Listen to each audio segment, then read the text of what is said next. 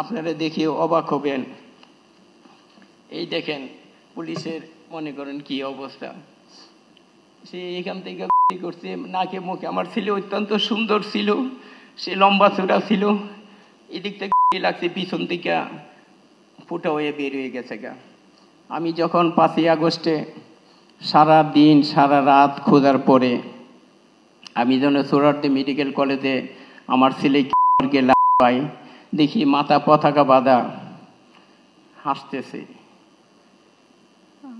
তখন লোক আমাকে বলে 2:30টার সময় যে এটুই শেষ নয়। আমি যখন একটু এদিক করে দেখি, তখন দেখি এদিক থেকে জড়ছে, আমার ছেলে হাসি দিয়ে আছে।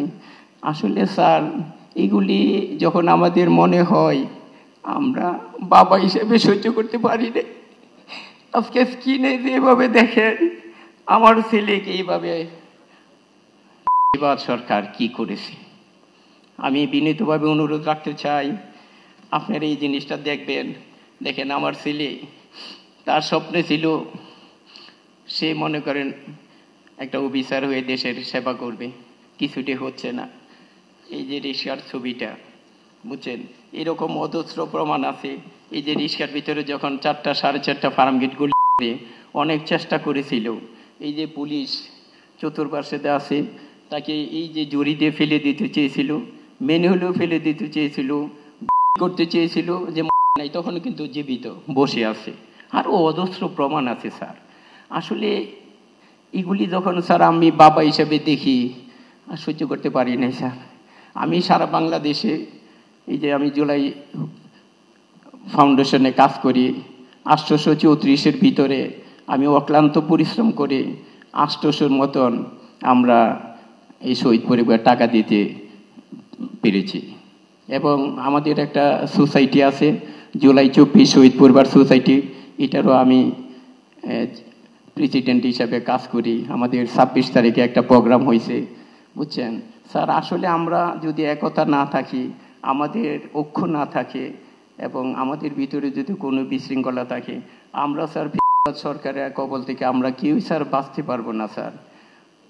তার জন্য আমরা ডক্টর ইউনূস স্যারকে আমি এবং উপদেষ্টা মহোদয় আজকে যারা এখানে আছে, যখন আমার আগস্টে আমি 2বার বিদ্ধ হই, এরপরে জেনারেল মতিন অ্যাডভোকেট, এরপরে অ্যাডভোকেট মনির আমাকে যথেষ্ট পরিমাণ সহযোগিতা করেছে এবং আমরা অনেক খুব ছিলাম। আমি আগস্টের পরে 2বার আমাকে করছি, আমি মানে এরপরও আমি পিছাই নাই, আমি সামনের দিকে এগিয়ে যাচ্ছি। যেহেতু আমার ছেলে দেশের জন্য চলেই গেছে, আমি মনে করবেন যে দেশের জন্য আমিও যাব, তারপরে একটা মানে দেখব।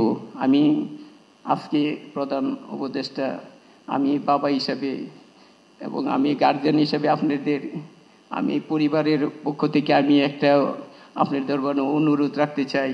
আজকে আমার ছেলে জাতিসংঘে যেখানে মনে করেন